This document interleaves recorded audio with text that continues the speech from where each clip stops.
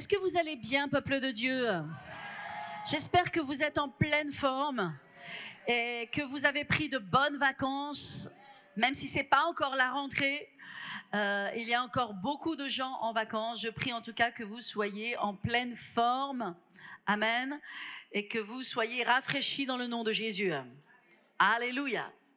Nous pensons à tous nos amis, nos bien-aimés qui sont encore en vacances et nous prions afin qu'ils aient aussi du rafraîchissement. Alléluia. Je vous entends pas ce matin. Amen, amen, amen, amen, amen. Gloire à Dieu. Bientôt sera la rentrée. Je sais qu'il y a une rentrée scolaire aussi qui arrive très tôt dans le mois de septembre. Donc en fait, la rentrée va arriver très rapidement, probablement dimanche prochain ou dimanche suivant. Et gloire à Dieu pour cela. Il y a un temps pour toutes choses. Amen. Il y a un temps pour se reposer. Et puis il y a aussi un temps pour foncer. Amen. Et quand on est rafraîchi, eh ben, on a encore plus d'énergie et de passion pour faire ce que Dieu nous appelle à faire. Vrai ou faux? Amen. Dans cette rentrée, il va falloir aussi être attentif et prier les uns pour les autres, s'assurer que tout le monde va bien et prendre soin de tout le monde. Alléluia. Parce que c'est ça la famille et c'est ça l'Église. Avant de commencer à prêcher, j'aimerais dire quelque chose, même si ce n'est pas la rentrée, mais quelque chose que j'avais dans mon cœur. Et je voulais parler de l'importance de servir. Vous savez, dans quelques temps, je pense, je vais vous enseigner sur le retour de Jésus-Christ, là où est-ce que nous en sommes, qu'est-ce qui se passe avec cette guerre qui n'est pas rien, en fait, dans le plan de Dieu, dans les temps de la fin. Ce qui se passe aujourd'hui dans notre temps, vraiment, est très fort dans les prophéties bibliques.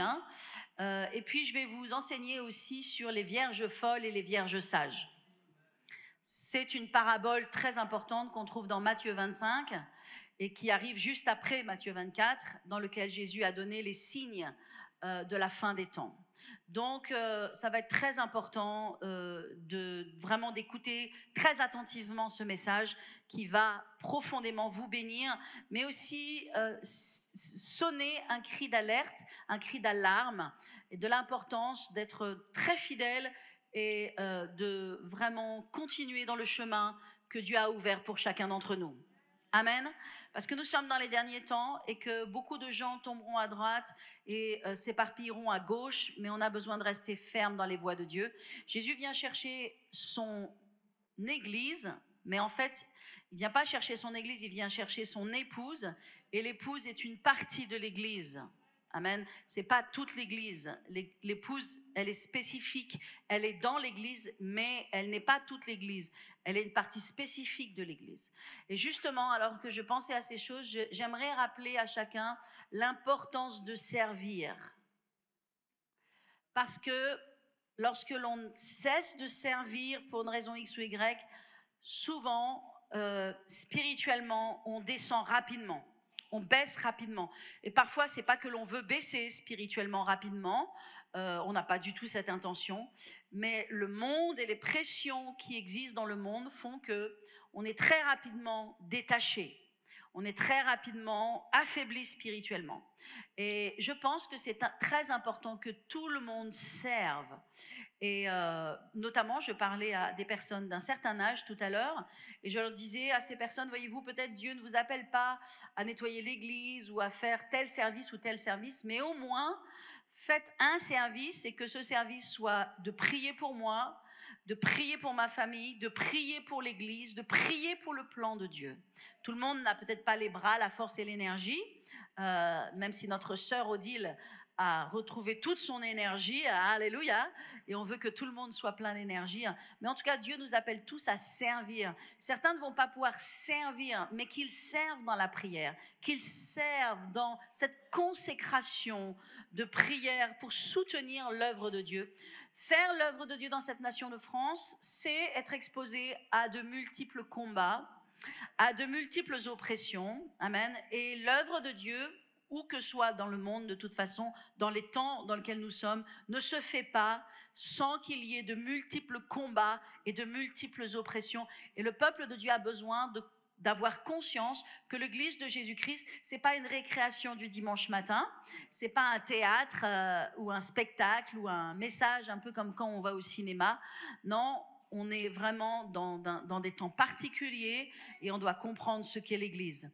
Et justement, quand on ne sert pas, on est dans une position dangereuse. Et je dis à tous ceux qui, pour une raison X ou Y peut-être, ont arrêté de servir dans un département ou quelque part, qu'il est très important dans cette rentrée qu'ils s'engagent et qu'ils servent à nouveau. Il en va de leur vie spirituelle. Pas tant des besoins de l'Église que de leur vie spirituelle et de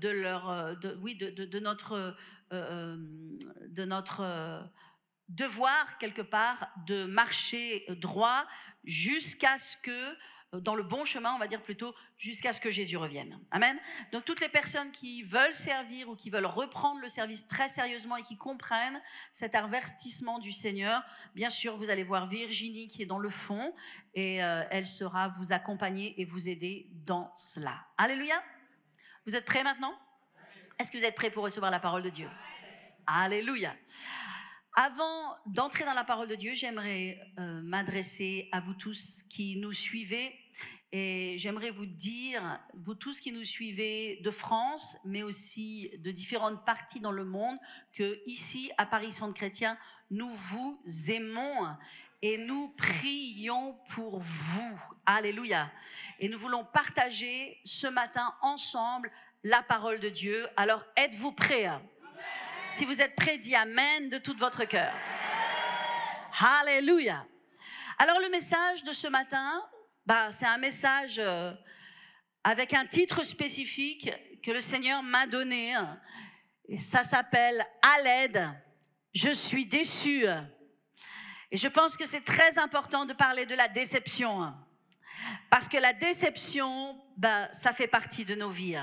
Et on est tous confrontés à un moment ou un autre à la déception. Alors, si vous le voulez bien, j'aimerais que l'on commence par prier.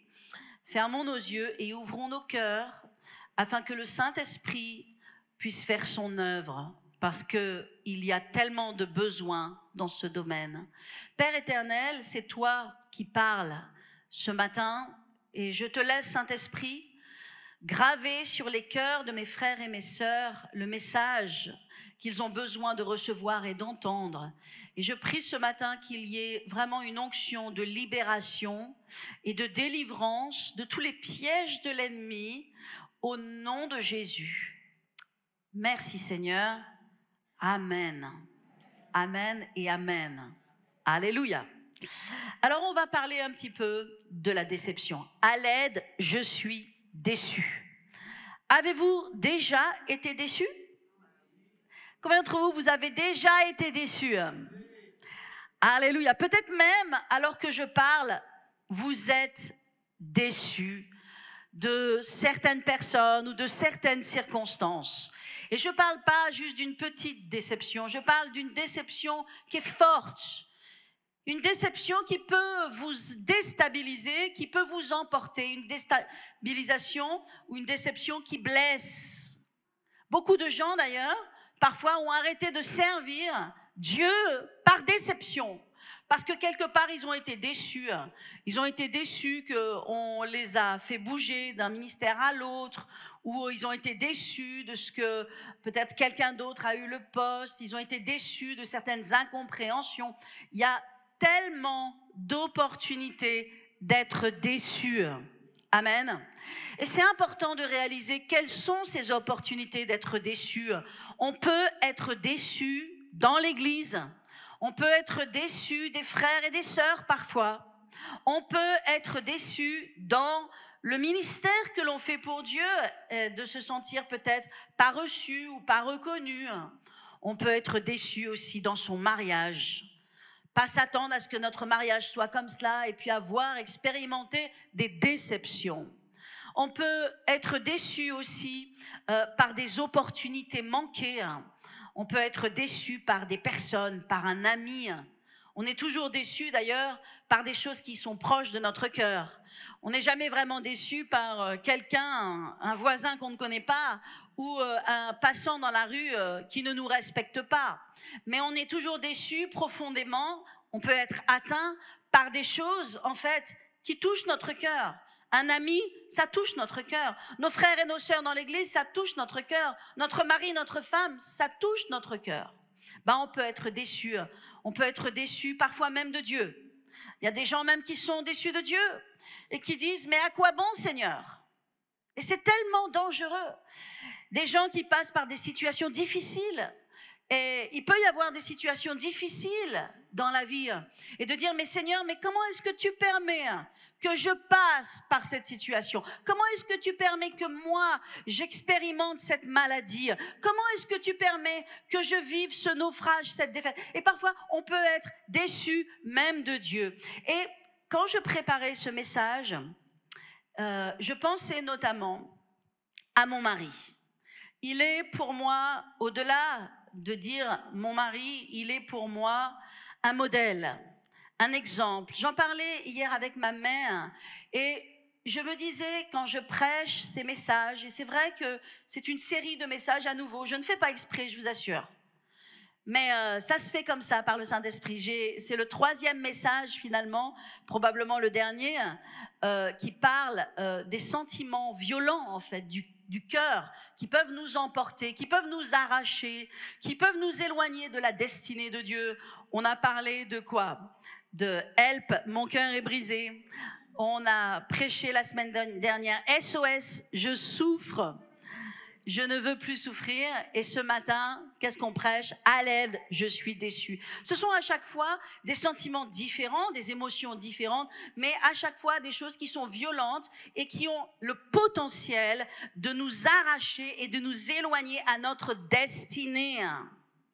Et en préparant ce message, comme je vous le disais, je parlais à ma mère hier et je lui disais, maman, est-ce que tu peux réaliser, est-ce que nous pouvons comprendre ce que mon mari, le pasteur Selvaraj Ragia, a vécu lui-même dans sa chair pour l'œuvre de Dieu lorsqu'il est passé dans ces moments extrêmement difficiles où il a tout perdu. Parce que, mes amis, on ne se rend pas compte de la violence de ce qu'il a vécu. Quand on perd sa famille, quand on perd son église, quand on perd sa réputation, quand on perd son argent, quand on perd même son argent, oui, je l'ai dit, oui, et que finalement on nous laisse que les problèmes, les mensonges et les dettes, ben en fait c'est extrêmement compliqué. Et je pense pas que chacun d'entre nous, par la grâce de Dieu, nous soyons passés par une épreuve aussi difficile que cela. Mais la Bible nous dit comme cela, et l'apôtre Paul dit, nous n'avons pas résisté jusqu'au sang. Mais nous avons des frères et des sœurs dans le monde entier qui résistent jusqu'au sang.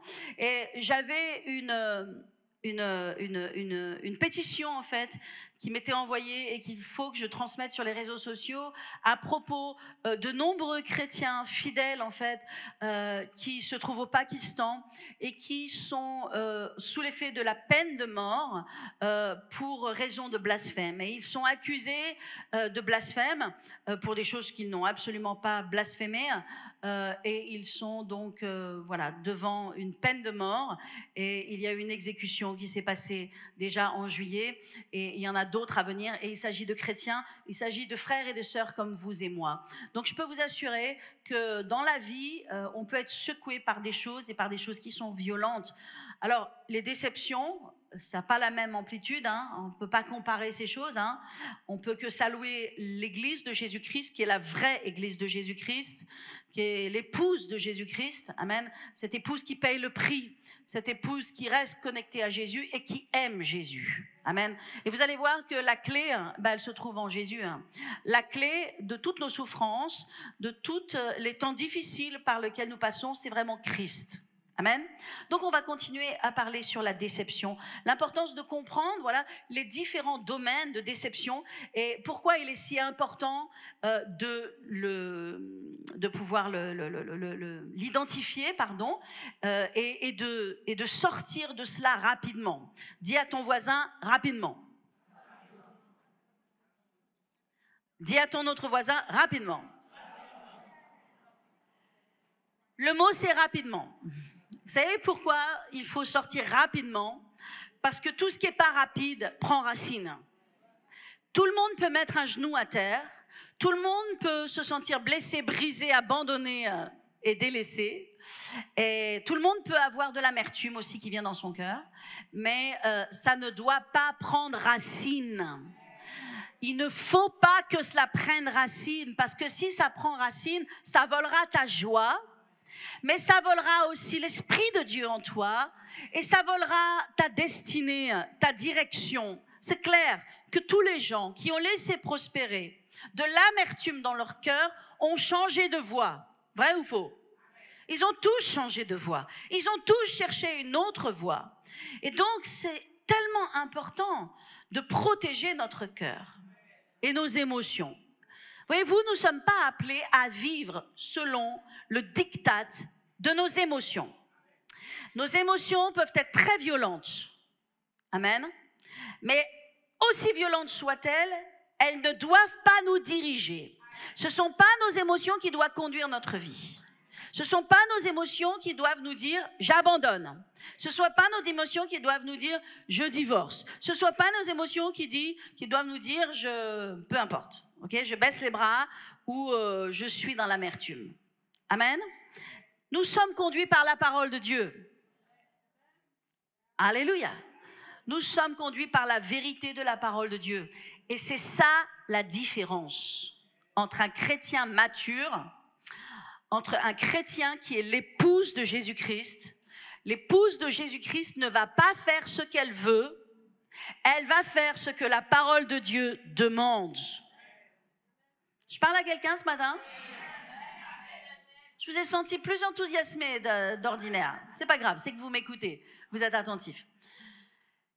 L'épouse de Jésus-Christ ne va pas faire ce qu'elle ressent. Elle ne va pas faire ce que ses émotions lui dictent.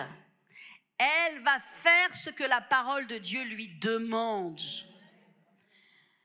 Et parfois c'est dur. Et ça nous fait penser à Gethsémane. Jésus lui-même qui est passé par Gethsémane. Et autant vous dire que ses émotions à Gethsémane, elles étaient au plus bas. Et Jésus a demandé 3 fois à Dieu qu'il le délivre. 3 fois à Dieu qu'il y ait un autre chemin. 3 fois à Dieu qu'il puisse échapper à cela. 3 fois à Dieu qu'il puisse partir à droite ou partir à gauche. Et 3 fois Dieu lui a dit non, il n'y a pas d'autre chemin. Et dans nos vies, il faut comprendre qu'il n'y a pas d'autre chemin aussi que le chemin de Dieu, que le chemin que Dieu nous a montré. Alléluia. Amen.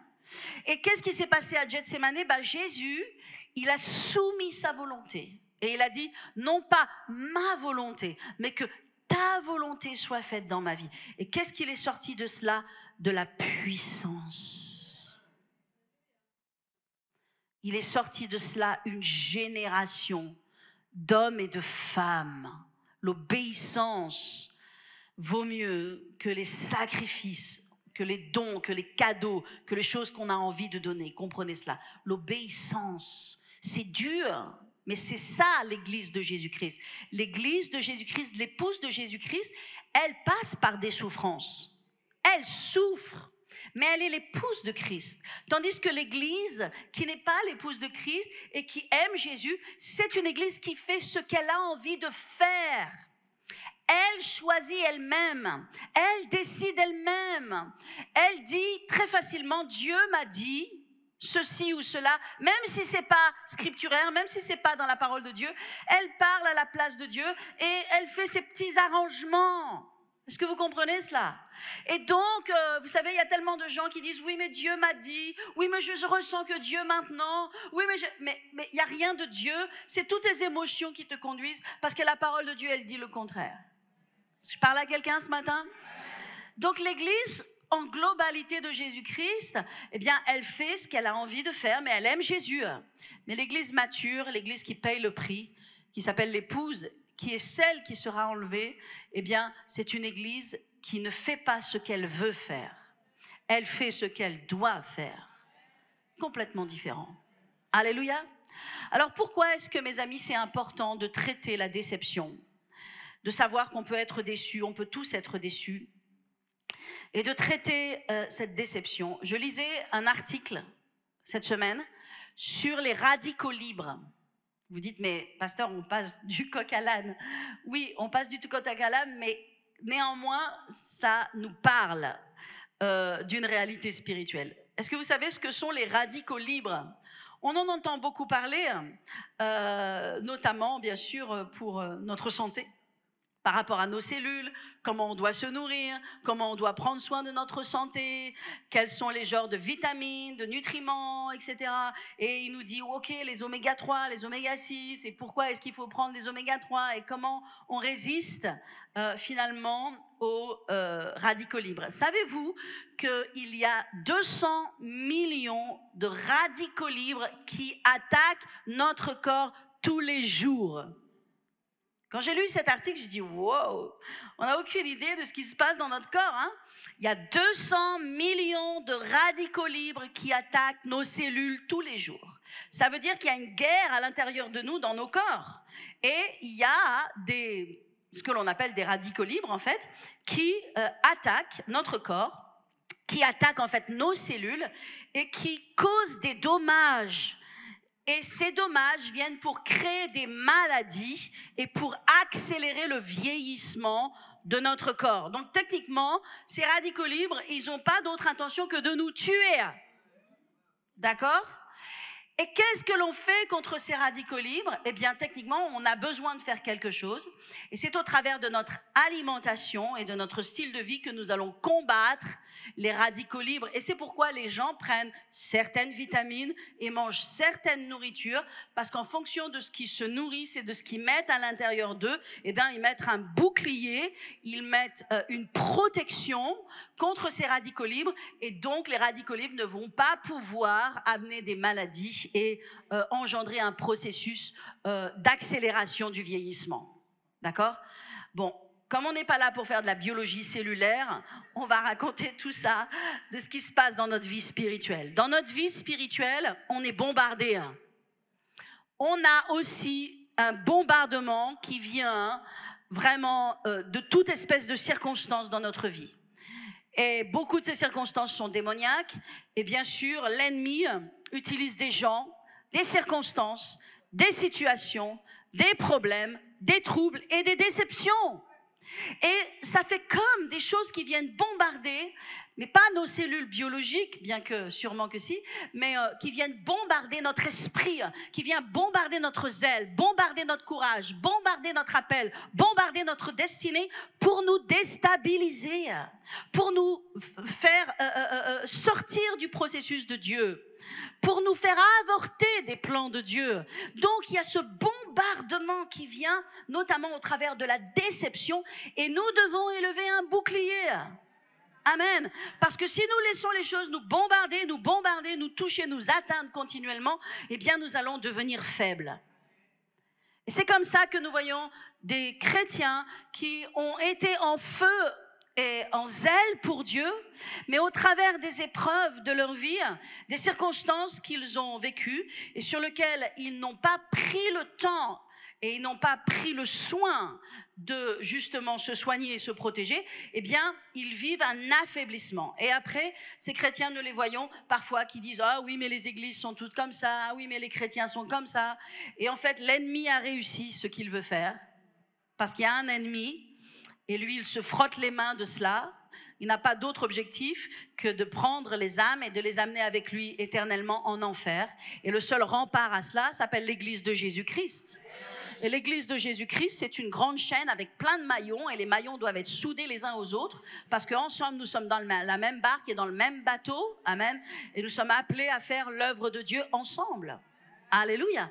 Donc quand il y a dans le corps de Christ des gens qui baissent les bras, qui abandonnent, qui partent à droite, qui partent à gauche, qui se désengagent, qui arrêtent de servir ou qui parlent différemment, en fait, c'est qu'ils ont eu un certain nombre d'attaques, on peut dire de radicaux libres envoyés par l'ennemi, et qu'ils ne savent pas comment résister. Mais nous devons résister, et vous devez comprendre que les hommes et les femmes de Dieu sont plus bombardés que les chrétiens. Et que pour faire l'œuvre de Dieu en France, en fait, il y a tellement de choses à surmonter. Hein. Mais Dieu est bon. Mais Dieu est fidèle. Et nous devons nous accrocher à Dieu. Est-ce que je parle à quelqu'un ce matin? Alléluia. Alors, je veux vous partager ce matin une meilleure façon de vivre. Je vais vous partager ce matin une façon plus élevée de vivre. Et nous allons voir ensemble que dans la parole de Dieu, il y a eu des hommes et il y a eu des femmes qui ont vécu des déceptions. Amen. Donc, ce n'est pas que vous. Il y en a plein d'autres dans la parole de Dieu qui ont vécu des déceptions. Et je lisais, notamment, je relisais tout 1 Samuel, 2 Samuel, combien c'est passionnant. Je vous encourage à lire votre Bible, peuple de Dieu, parce qu'un chrétien qui ne lit pas sa Bible ne peut pas être fort spirituellement. Vous savez, les choses que j'ai lu de nombreux livres, j'ai eu plus de temps pour lire, bien sûr, pendant ce temps de vacances. Mais les choses que j'ai lues il y a même 15 jours de cela sont encore en train de me parler et sont encore en train de méditer et de cuire à l'intérieur de moi. Parce que la parole de Dieu, c'est un livre vivant qui nous parle. Il nous parle sur le moment, mais il peut nous parler 15 jours après, il peut nous parler 1 mois après. Donc, stockez la parole de Dieu à l'intérieur de vous et vous permettrez au Saint-Esprit de vous parler continuellement. Amen. Alors, dans la Bible, je lisais Samuel. Et vous savez, la semaine dernière, on parlait de Anne, n'est-ce pas? Et je vous disais que Anne, c'était la maman donc, de Samuel et qu'elle a dû passer par beaucoup de souffrances. Beaucoup de souffrances. Pourquoi? Pour donner naissance au plan de Dieu. Je ne vais pas revenir sur le message, mais elle a donné naissance à Samuel. Et Samuel a été le grand prophète, vraiment le prophète du temps de la saison, notamment de David. Et Samuel, vous voyez, il a vécu des déceptions. Et la première déception, ça a été que le peuple de Dieu a demandé un roi. Et jusqu'à présent, Dieu régnait sur le peuple de Dieu. Et il régnait au travers des juges. Il y avait eu les patriarches avant.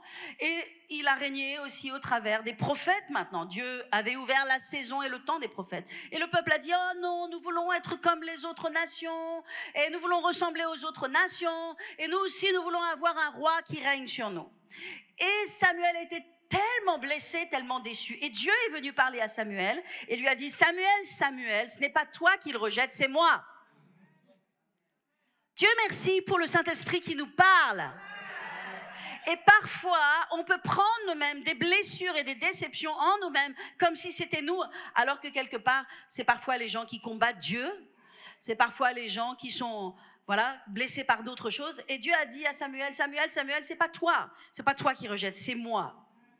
Puisque le peuple veut un roi, tu vas leur donner un roi et je vais te montrer parmi Israël celui que je vais choisir pour être roi. Et nous savons que Dieu a choisi Saül, le roi Saül. Et Samuel, si vous lisez dans la Bible, comment il a pris soin de Saül.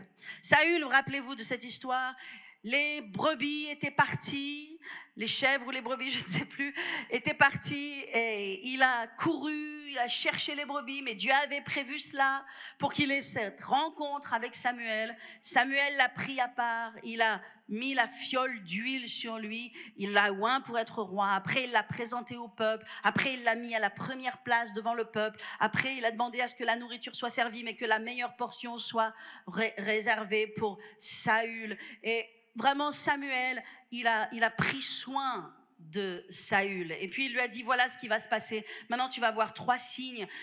Premièrement, quand tu vas sortir, tu vas voir 2 personnes, ils ont une cruche, blablabla. Et puis, tu vas rencontrer ça.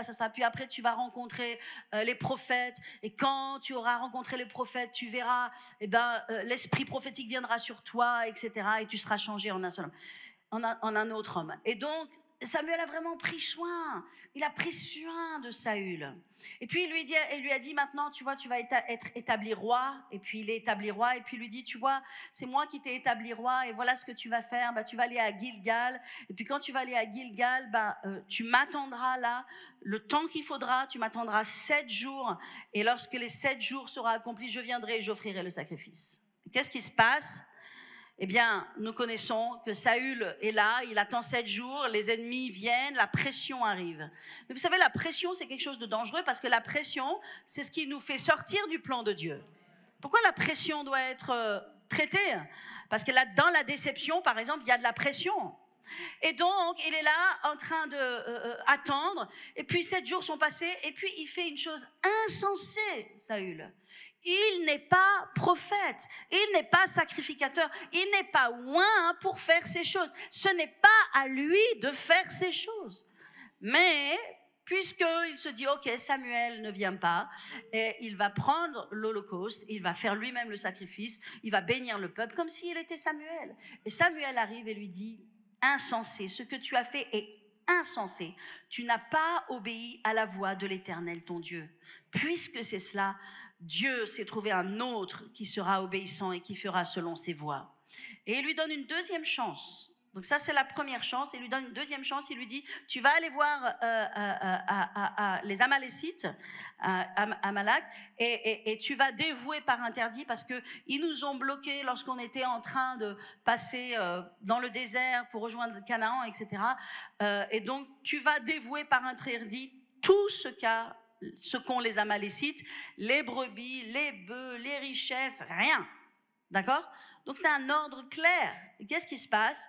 Saül va il gagne la guerre contre les Amalécites et il dit, waouh, ces brebis, elles sont bien grasses, waouh, ces richesses, elles sont bien riches, waouh, bon, ben on va détruire ça, puis bon, ça, on va tous le mettre de côté. Samuel arrive,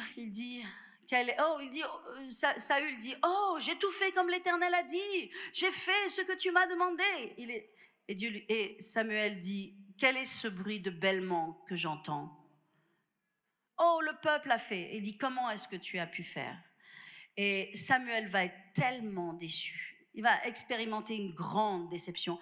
Et si vous regardez dans vos Bibles, en fait, dans 1 Samuel 15, verset 34, après cela, il est écrit, Samuel partit pour Rama, et Saül monta dans sa maison à Gibéa. Samuel n'alla plus voir Saül jusqu'au jour de sa mort, car Samuel pleurait sur Saül parce que l'Éternel se repentait d'avoir établi Saül roi d'Israël. Qu'est-ce que faisait Samuel? Il est retourné dans sa maison, Samuel, et on ne sait pas combien de temps, mais Samuel pleurait. Il était déçu.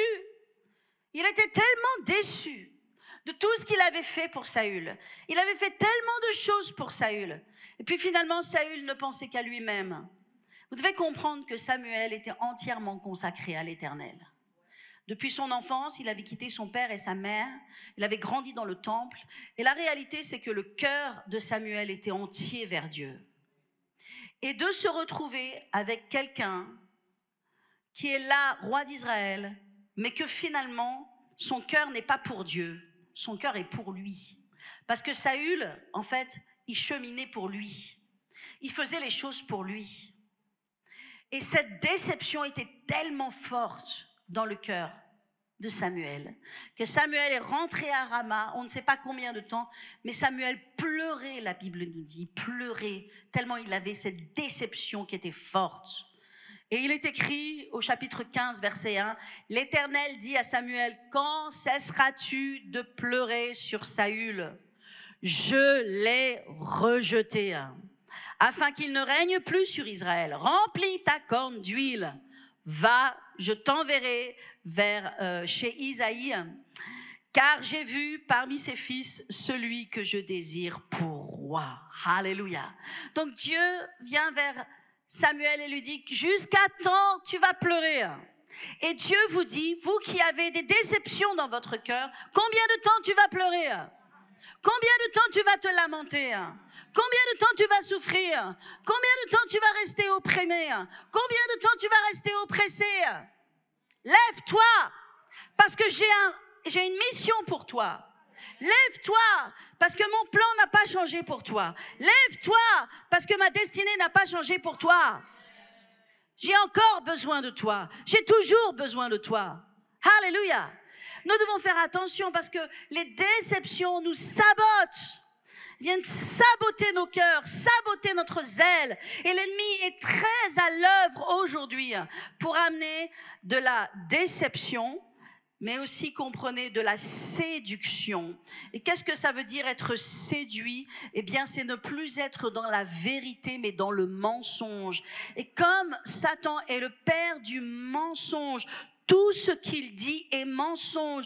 Il chuchote à nos oreilles des mensonges. Et ces mensonges amènent en nous des déceptions qui viennent saboter notre destinée en Dieu. Alléluia. Est-ce que vous comprenez l'importance de sortir de la déception? Mes amis, Paul a été déçu. Est-ce que vous savez que l'apôtre Paul a été déçu? Et il a parlé, parfois, il a partagé certaines de déceptions. Il a dit dans 2 Timothée 4, 14, il parle d'Alexandre le forgeron. Et il dit, Alexandre le forgeron m'a fait beaucoup de mal, mais le Seigneur lui rendra selon ses œuvres. Alléluia. En d'autres termes, il n'allait pas rendre lui-même les coups. Okay? Dieu est capable de juger et de faire justice.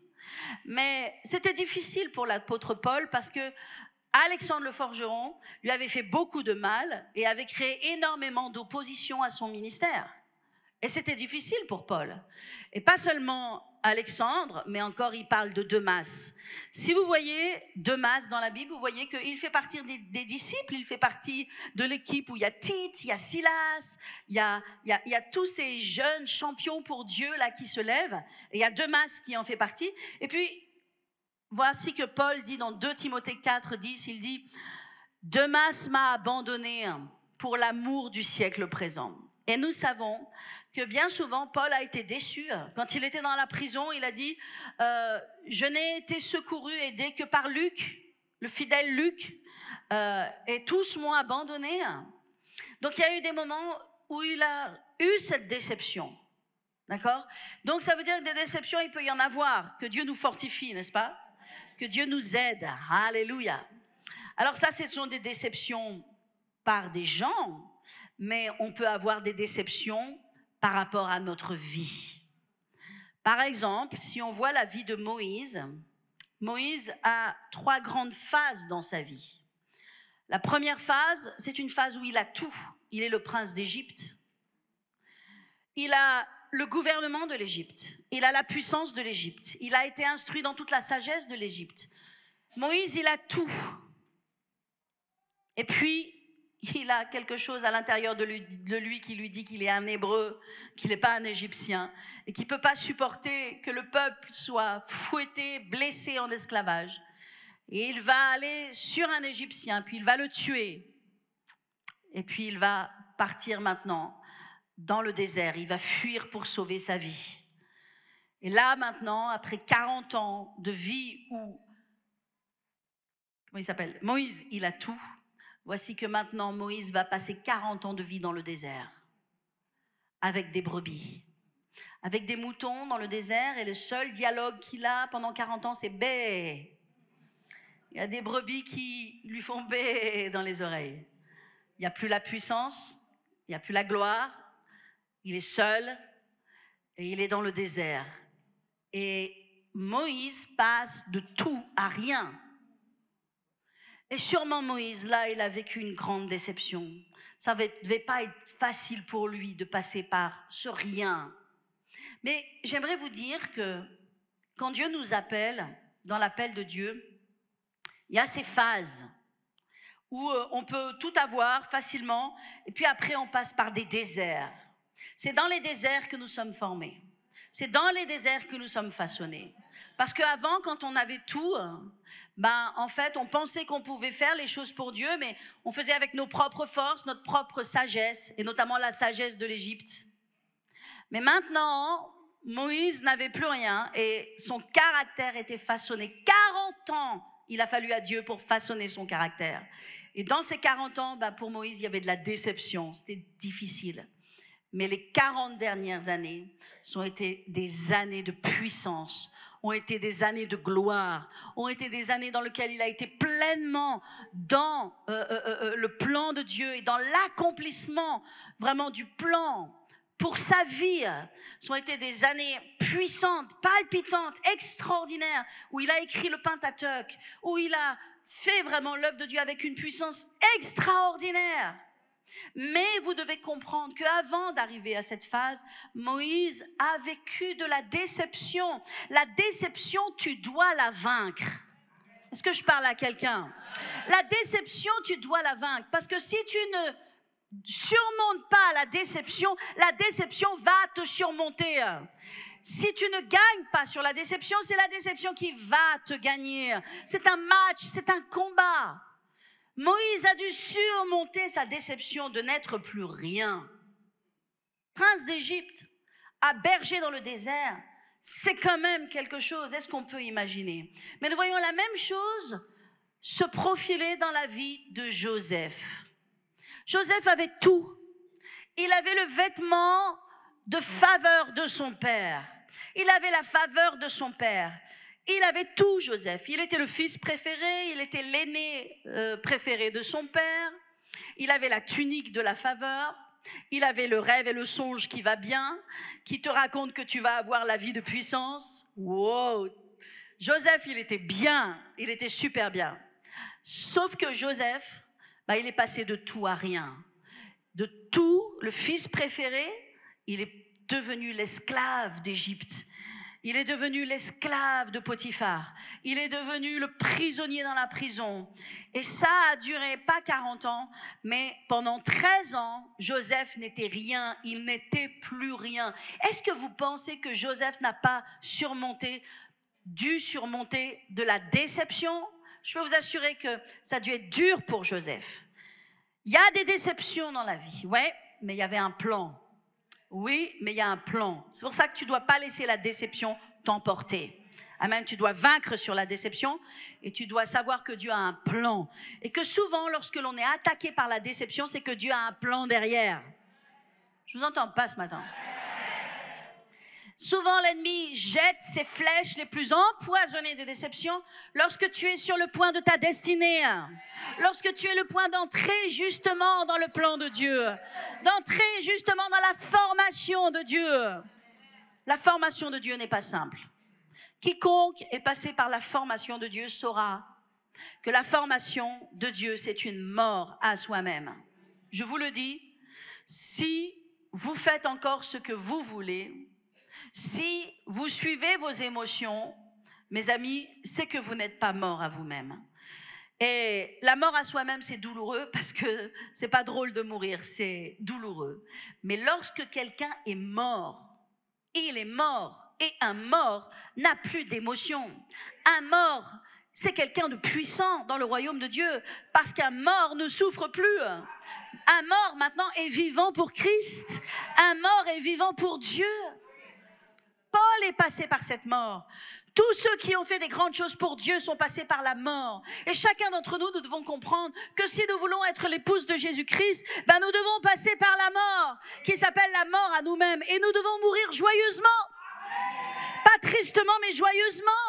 Parce qu'il n'y a pas de mort sans résurrection. Dans le royaume de Dieu, après il y a mort, il y a toujours la résurrection. Alléluia. Car je connais les plans que j'ai formés sur vous, projets de paix et non de malheur, afin de vous donner un avenir et une espérance, dit le Seigneur. Car je connais les projets que j'ai formés sur vous, projets de paix et non de malheur, afin de vous donner un avenir et de l'espérance. J'ai jamais vu quelqu'un qui allait mourir, qui avait envie de mourir. Techniquement, on n'a pas envie de mourir, mais dans la mort, il y a le plan de Dieu.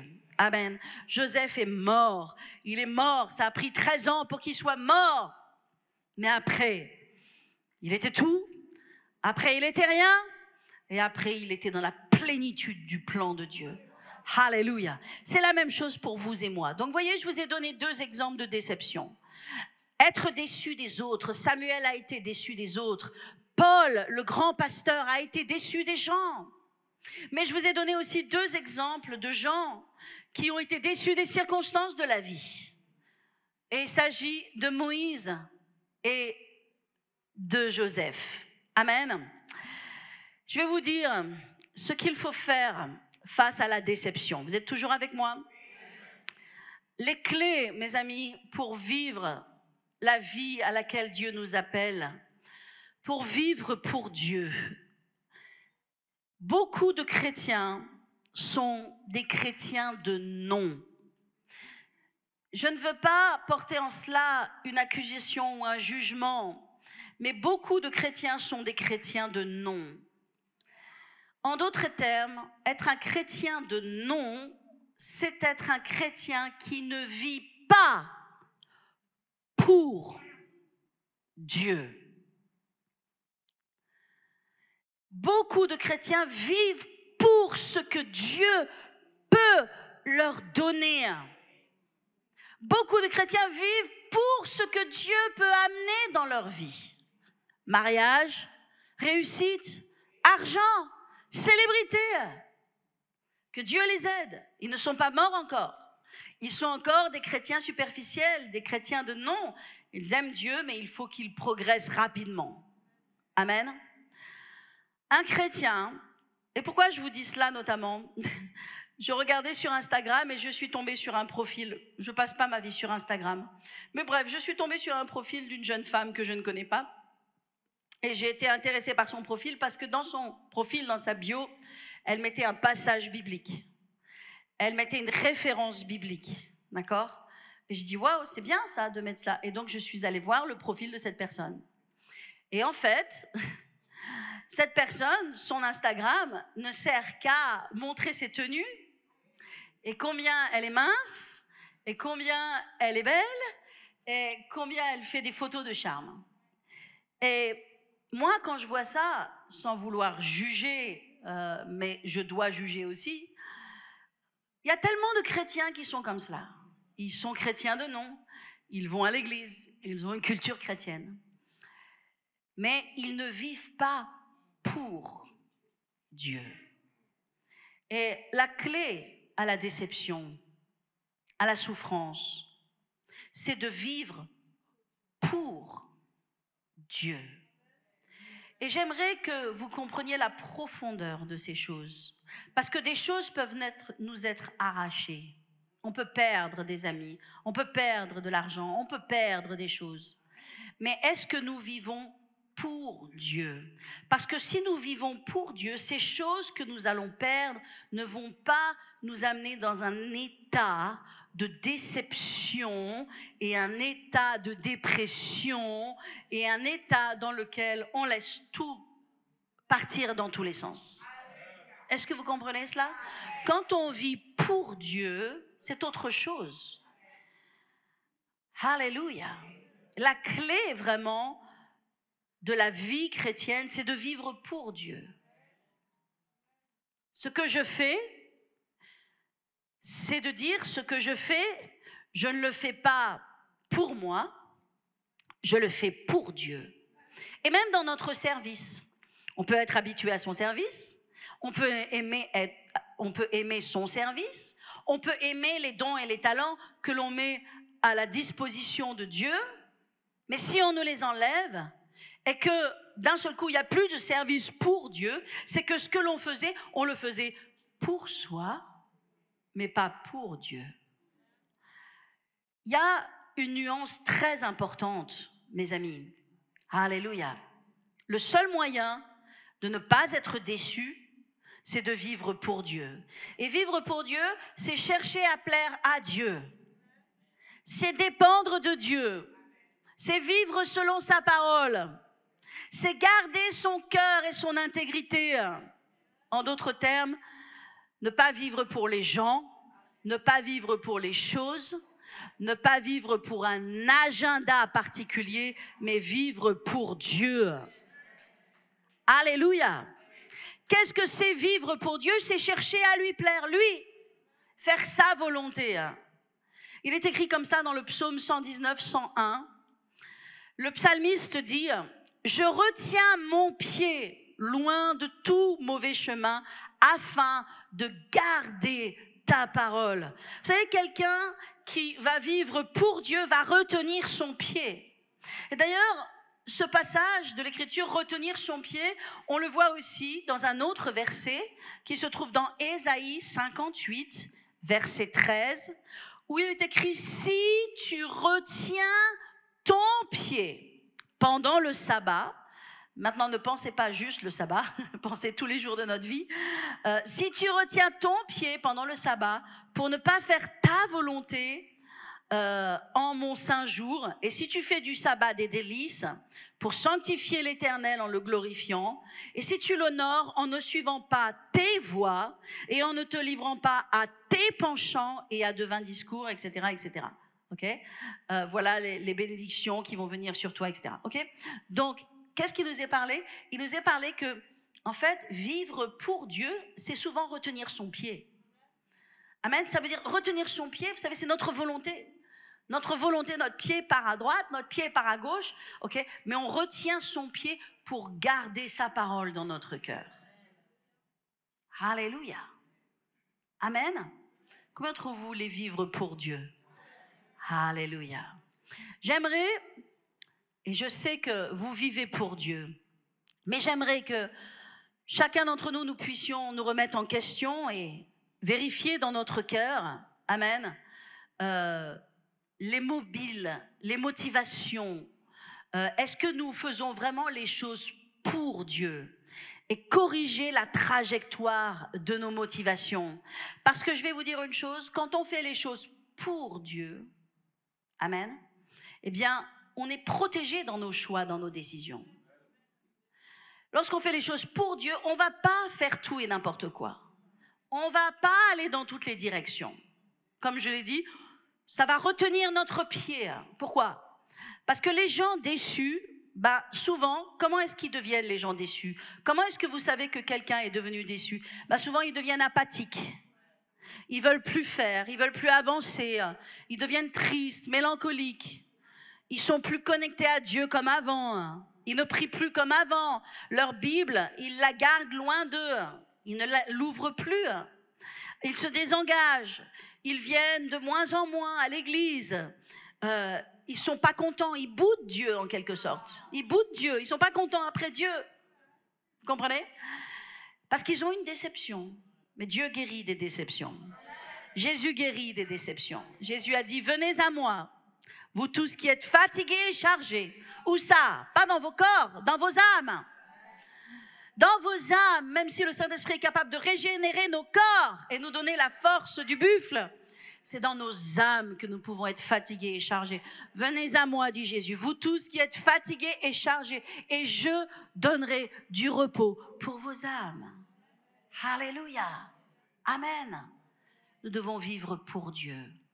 Vivre pour Dieu, c'est chercher à plaire à Dieu. Alléluia. Alléluia. Quand tu es déçu, et je vais terminer dans un instant, tu dois mettre ta confiance en Dieu. Que Dieu ne te décevra pas. Et que dans ce chemin d'obscurité, il y a le chemin de Dieu qui va se révéler. Alléluia. Dieu ne va pas te décevoir. Nous vivons dans un temps où les gens, en fait, font du développement personnel. Vous comprenez? Aujourd'hui, les messages, et parfois ce sont des messages chrétiens, et le peuple de Dieu manque de discernement sur cela, il y a énormément de développement personnel. Et le développement personnel, c'est pour avoir confiance en soi. Et c'est bien la confiance en soi. Je ne dis pas qu'il ne faut pas avoir confiance en soi, mais la parole de Dieu ne nous appelle pas à avoir confiance en nous. Elle nous appelle à avoir confiance en Dieu. Alléluia. Donc Dieu n'est pas venu faire du développement personnel. Amen. Il n'est pas venu faire de la confiance en nous-mêmes. Il est venu faire de la confiance en lui. Alléluia. Vous devez devenir confiant en Dieu et pas juste confiant en vous. Dans les déceptions, faites confiance en Dieu. Dans les déceptions, faites confiance en Dieu. Dans les déceptions, faites confiance en Dieu. Alléluia. Que Dieu va vous guérir, que Dieu va faire un chemin, que Dieu va amener des solutions, que Dieu va restaurer ce qui a été volé. Dans les déceptions, faites confiance en Dieu. Alléluia. Est-ce que je parle à quelqu'un ce matin? Est-ce que la parole de Dieu vous encourage ce matin? Alléluia. Gloire à Dieu. Et puis sachez une chose, c'est que les déceptions, et je termine avec cela, ça fait partie du processus de la vie. Mais comprenez que la Bible dit que toute chose concourt au bien de ceux qui aiment Dieu. La déception en elle-même fait aussi partie du plan de Dieu. Et elle a une vertu, c'est qu'elle va te rapprocher de Dieu. Donc même les déceptions, alléluia, elles peuvent être utilisées par Dieu pour nous rapprocher de lui. Que lorsque nous sommes déçus, nous allons puiser en Dieu plus de force, nous allons prier davantage. Vous savez que les gens qui arrêtent de prier, les gens qui n'ont plus de connexion avec Dieu, au bout d'un certain temps, Dieu va permettre qu'il y ait des problèmes qui entrent dans leur vie. Pourquoi ? Parce que d'abord, ils n'ont plus la protection parfois de l'Église. Parfois, ils n'ont plus la protection, bien sûr, de la prière. Mais aussi, Dieu permet cela. Alléluia. Parce que ça va les ramener dans le chemin de Dieu. Donc, Dieu permet parfois qu'il y ait des problèmes qui viennent dans notre vie pour nous ramener vers le Seigneur. Parce qu'au bout du compte, tu peux perdre plein de choses. Mais il y a une chose que tu ne peux pas perdre. C'est ton salut. Tu peux perdre plein de choses dans la vie, alléluia. Mais il y a une chose que tu ne peux pas perdre. C'est ta vie avec Dieu. C'est ta communion avec Dieu. C'est ta marche avec Dieu. Dieu est plus important que tout le reste. Alléluia. Jésus revient bientôt, mes amis. Jésus revient bientôt. Et ce qu'il va venir chercher, c'est des vierges sages. Pas des vierges folles. C'est des vierges sages. Ça veut dire des vierges qui ont de l'huile dans leur lampe, qui ont de la lumière en elles, qui ne suivent pas leurs propres émotions, mais qui suivent Dieu. Alléluia. Alléluia. Gloire à Jésus. Je vais demander à la louange de revenir. Alléluia. On va prier. Est-ce que vous avez reçu, est-ce que vous recevez cette parole dans votre cœur ce matin? Je prie que ce soit un bouclier pour vous. Je prie que ce soit un médicament pour vous. Que ce soit un plâtre du Saint-Esprit. Alléluia.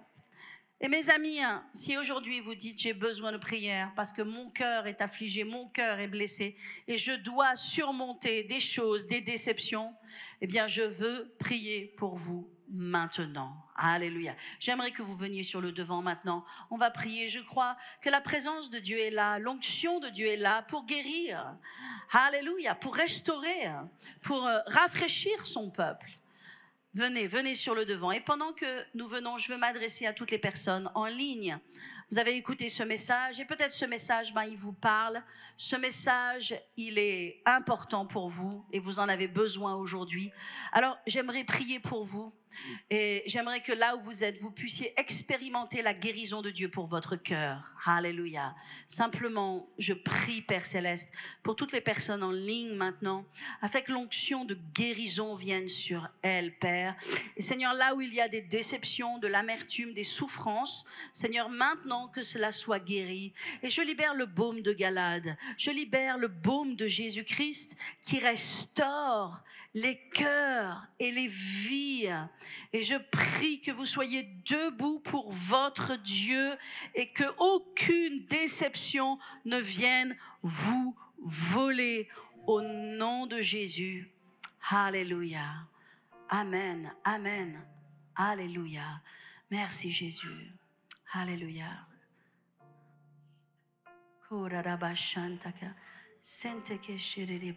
la présence de Dieu soit là. Que la présence de Dieu vienne, s'il vous plaît.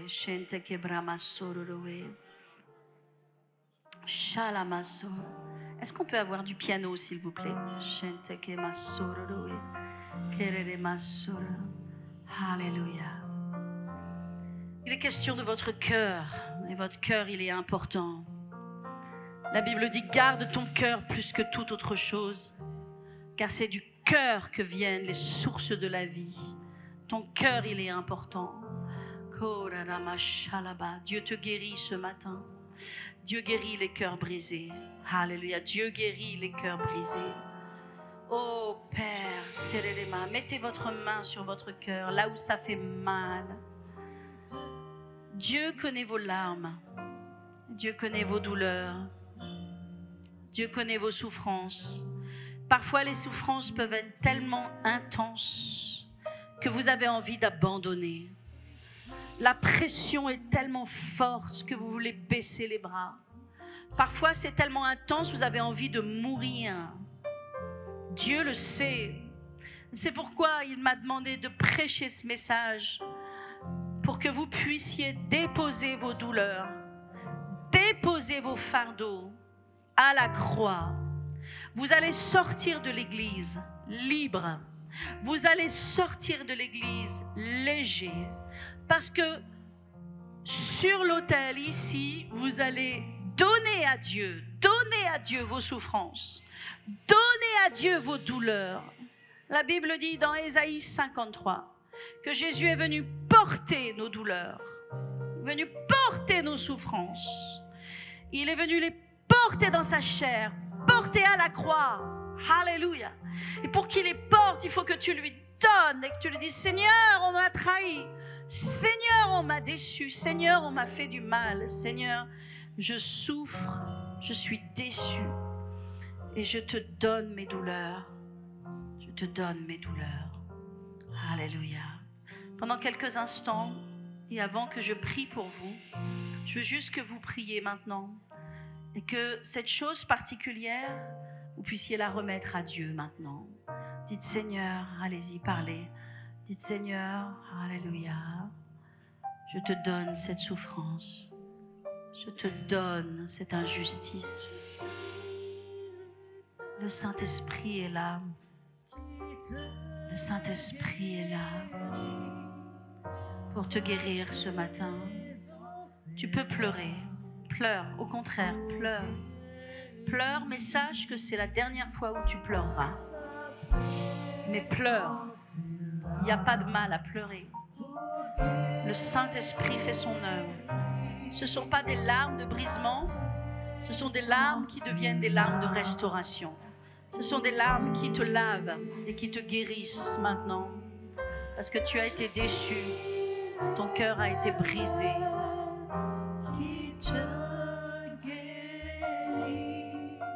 Merci Jésus. Seigneur Jésus, passe dans les rangs maintenant pour guérir les cœurs blessés. Seigneur Jésus, je n'ai pas de puissance en moi-même. Je te demande de guérir. Passe, Seigneur Jésus. Mets tes bras d'amour sur mes frères et mes sœurs. Prends-les dans tes bras. Allège maintenant leur douleur. Soulage leur souffrance maintenant. Au nom de Jésus. Est-ce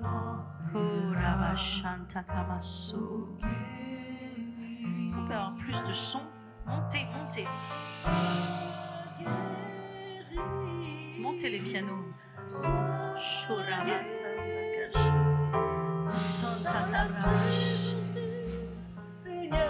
Thank you, Jesus. Saint-Esprit. Oh, alléluia. Je libère maintenant un esprit de consolation. Je libère un esprit de délivrance. Au nom de Jésus. Alléluia. Le Seigneur guérit votre cœur ce matin. Alléluia. De toute déception. Le Seigneur connaît ces choses. Alléluia. Et il vous guérit maintenant. Il vous libère. Lâchez prise. Simplement lâchez prise. Laissez aller. Donnez à Dieu. Donnez à Dieu. Guérison, Seigneur. Restaure son cœur brisé. Restaure son cœur brisé, Seigneur. Au nom de Jésus. Restaure, Père, guéri éternel. Alléluia. Seigneur Jésus. Plus de douleur, Seigneur. Ça part maintenant, cette douleur, elle part. Au nom de Jésus. Merci Jésus-Christ. Prenez le fer dans les mains.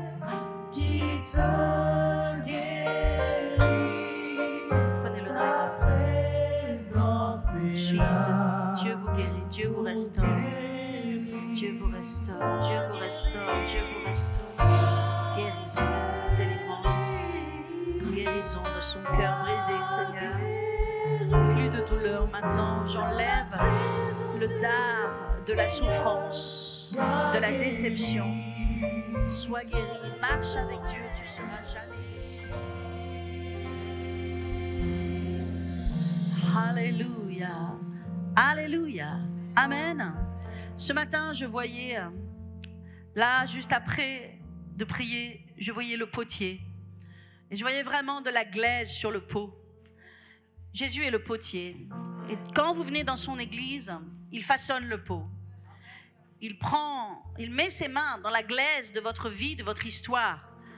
Et il façonne ce pot pour sa gloire. Amen. Il n'y a pas de souffrance. Le Seigneur te dit ce matin, il n'y a pas de souffrance que tu aies vécue que Dieu ne va pas réutiliser. Et le Seigneur te dit ce matin aussi qu'il n'éteint pas le lumignon qui fume et il ne brise pas le roseau cassé. Et les brisements, les douleurs que tu as vécues, Dieu va les utiliser pour ta gloire. Dieu te dit ce matin qu'il y a un avenir et une espérance. Alléluia. Et je veux que tu te réjouisses. Et Dieu veut que tu te réjouisses dans ta guérison ce matin. Dieu veut que tu te réjouisses dans ta guérison. Alléluia. Dans ta délivrance. Est-ce qu'on peut se réjouir ce matin? Hey!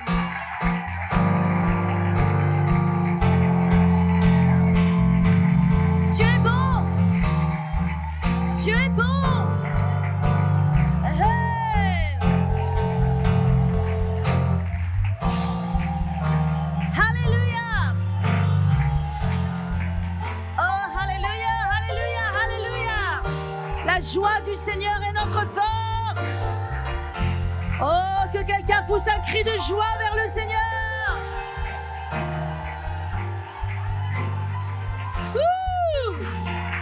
Alléluia.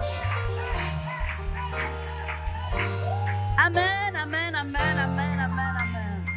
Amen, amen, amen. Asseyez-vous dans sa présence. Respirez bien fort, mettez un sourire sur votre visage et dites Alléluia. Que vous ayez ressenti quelque chose ou pas, croyez que Dieu l'a fait. Laissez les choses à l'autel et quand vous ressortez, amen, ne les reprenez pas avec vous. Assurez-vous qu'elles sont mortes et enterrées et prenez la joie et la liberté que Dieu vous donne en Jésus-Christ. Amen, nous sommes libérés, alléluia.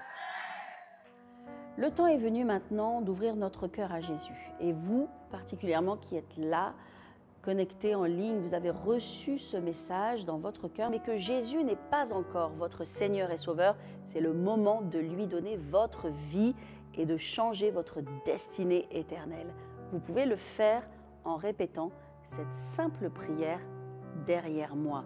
Là où vous êtes, fermez vos yeux et dites « Seigneur Jésus, je viens à toi maintenant, je t'ouvre mon cœur et je fais de toi mon Seigneur et mon Sauveur personnel.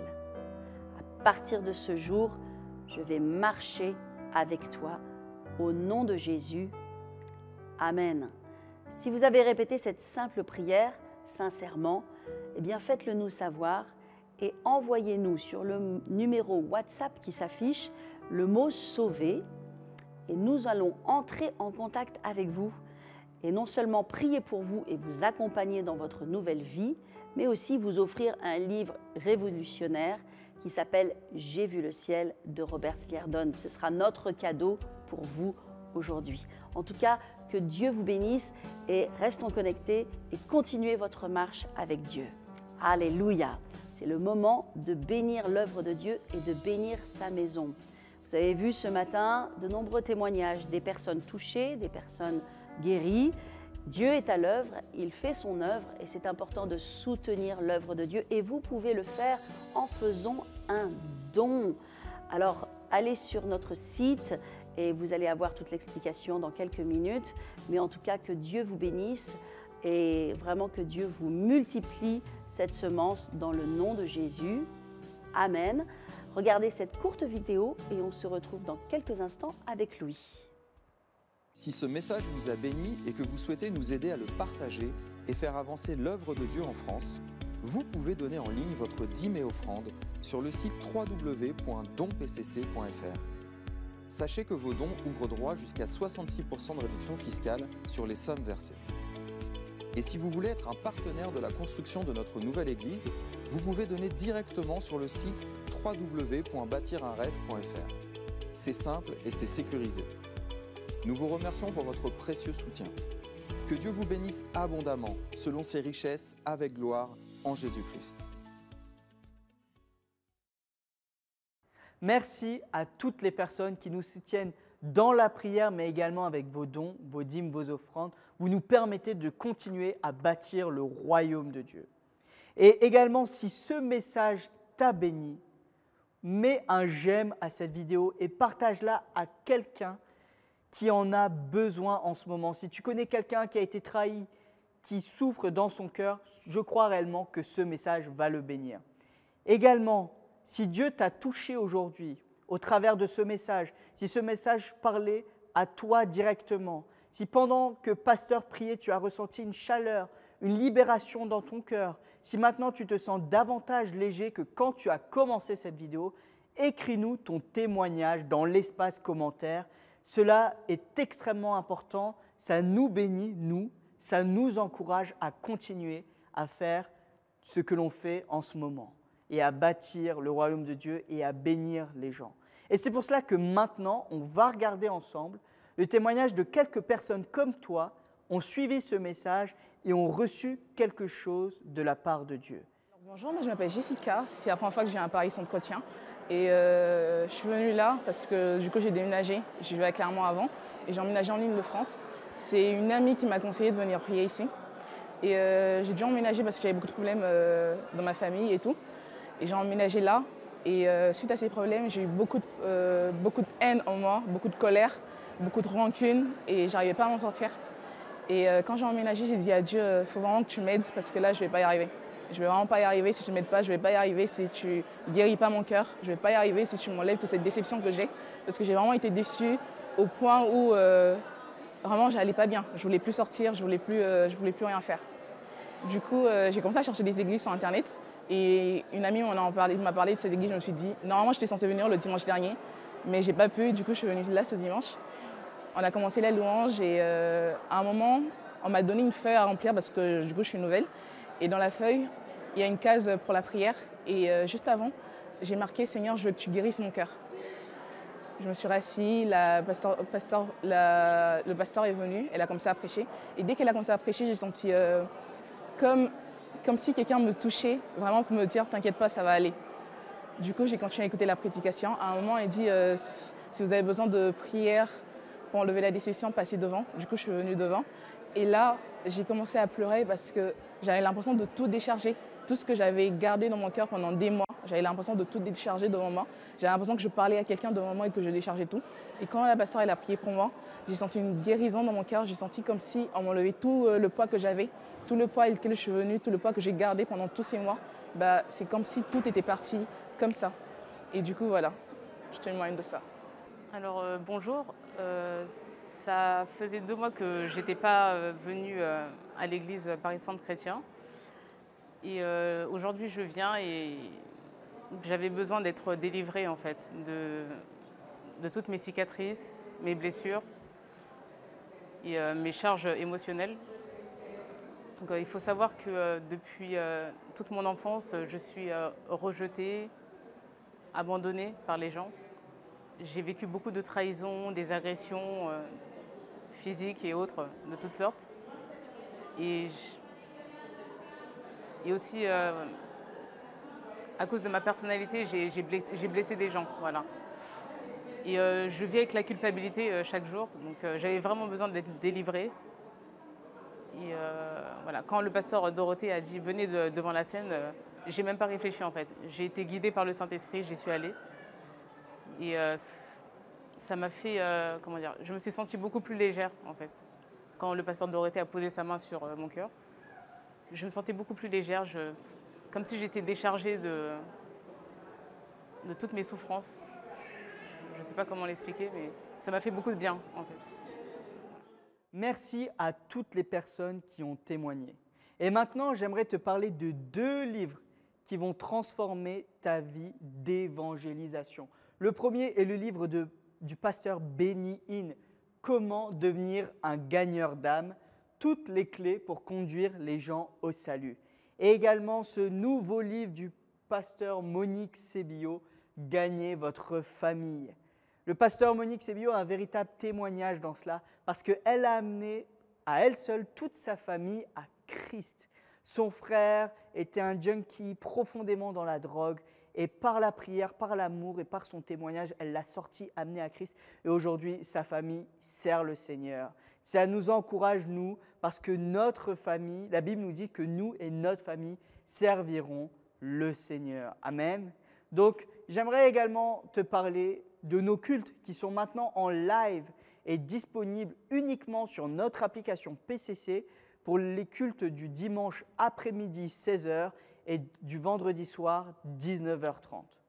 Maintenant, on va regarder quelques annonces vidéo et on se retrouve juste après.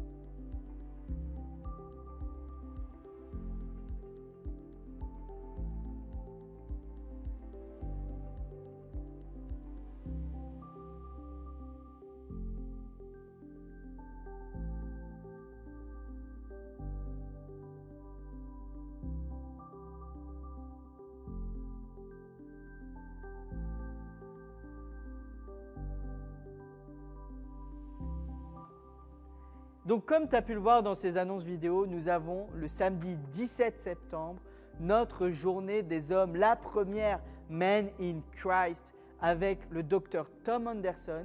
Et je crois réellement que cette journée va nous bénir. Donc je t'invite personnellement, toi, adolescent, jeune adulte, vétéran, à venir, personne de tout âge, homme de tout âge. Maintenant, on va se lever ensemble, on va prier. Et maintenant, je prie que la bonne main du Seigneur soit sur toi tout au long de cette semaine.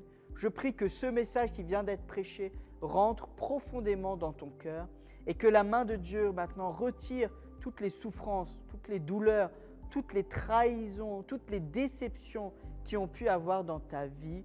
Je parle maintenant une restauration divine dans ton couple, dans ton mariage, dans ta famille, dans les relations parents-enfants, dans tes relations avec tes collègues, avec tes amis, au nom de Jésus-Christ Nazareth. Que tu vives maintenant dans la liberté, dans la paix et dans la joie de Dieu. Et je prie que Dieu te garde tout au long de cette semaine à ton aller et à ton retour et que cette semaine soit ponctuée de miracles, que tu puisses nous les témoigner. Merci à tous, je vous donne rendez-vous dimanche prochain et que Dieu vous bénisse.